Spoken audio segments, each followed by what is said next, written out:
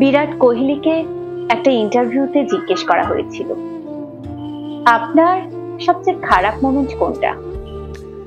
কোহলির উত্তর ছিল এরকম, অস্ট্রেলিয়ার সাথে সেমিফাইনালে আনুষ্কা উপস্থিত ছিল।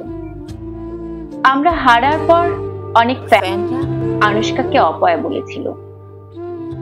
আনুষ্কা মাঠে থাকলে নাকি ভারত হারে।